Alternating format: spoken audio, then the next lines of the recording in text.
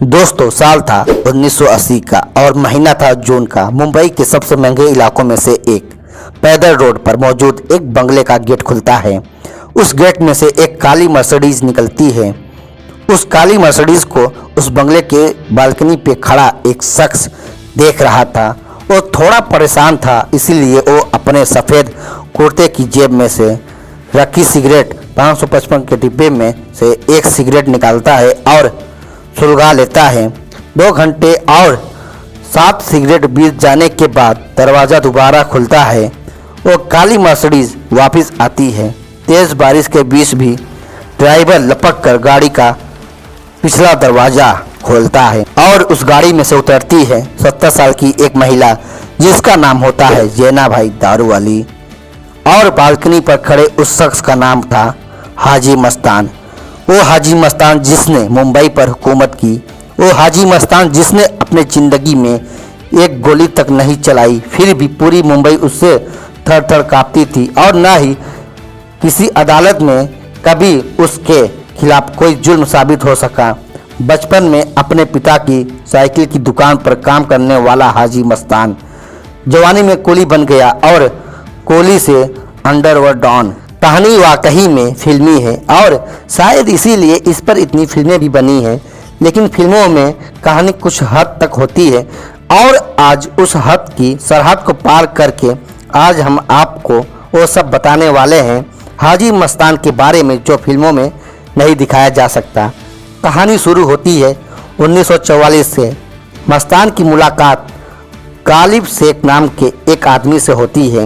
वो उससे कहता है कि अगर डो की याद पर कुली बन जाएगा और वो अपने थैले में कुछ थोड़ा बहुत एक्स्ट्रा सामान लेकर चला जाएगा तो वो उसे अच्छे खासे पैसे देगा। बस इतनी सी बात रही और मस्तान ने कुली बंद कर डो की याद पर काम करना शुरू कर दिया। ये वो दौर था जब लोग विदेशों से इलेक्ट्रिक महंगी घड़ियां और सोने चांदी के जेवर लाते थे, जिन पर बहुत ज़्यादा टैक्स लगता था।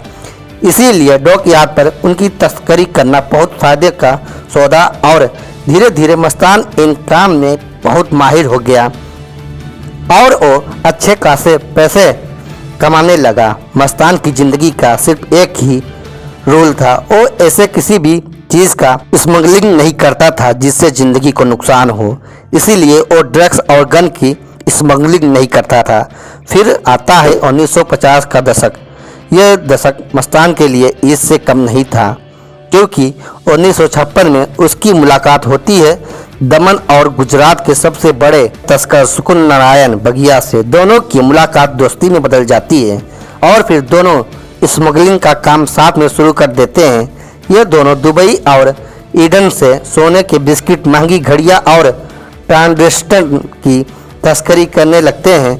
इस तस्करी में दोनों खूब पैसे छापते हैं और फिर मुंबई का कुली यानी मस्तान अब बन जाता है मस्तान भाई।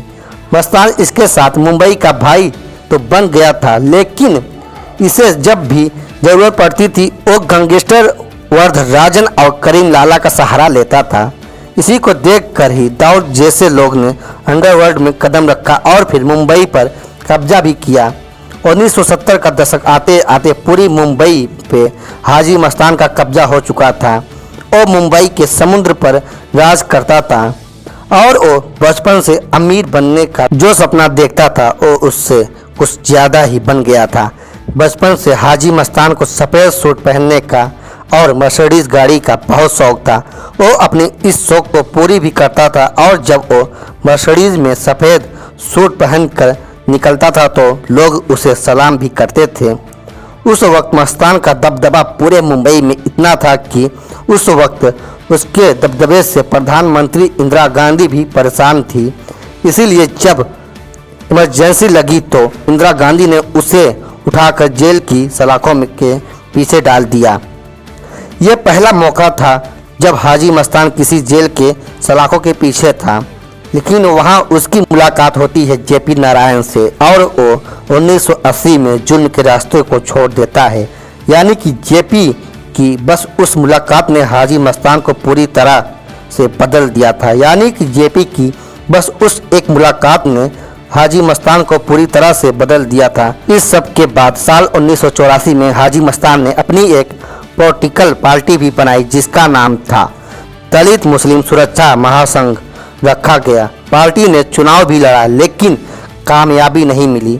अपनी ज़िंदगी के आखिरी लम्हों में मुंबई का पहला अंडरवर्ल्ड डॉन और मुख्यतः तस्कर अपनी फैमिली के साथ रहा और साल 1994 में दिल का दौरा पड़ने से हाजी मस्तान की मौत हो गई। दोस्तों, यह था हाजी मस्तान की कहानी। आप लोग को कैसा लगा हमें कमेंट बॉक्स में कमेंट करके बताएं। दोस्तों, वीडियो अगर आप लोग को अच्छी लगी हो तो वीडियो को लाइक कर दें। चैनल पर नए आए हो तो चैनल को सब्सक्राइब कर दें, बेल आइकन को ऑन कर दें। फिर मिलते हैं ऐसे ही एक नई इंटरेस्टिंग वीडियो के साथ। तब तक के लिए जय हिंद दोस्तों।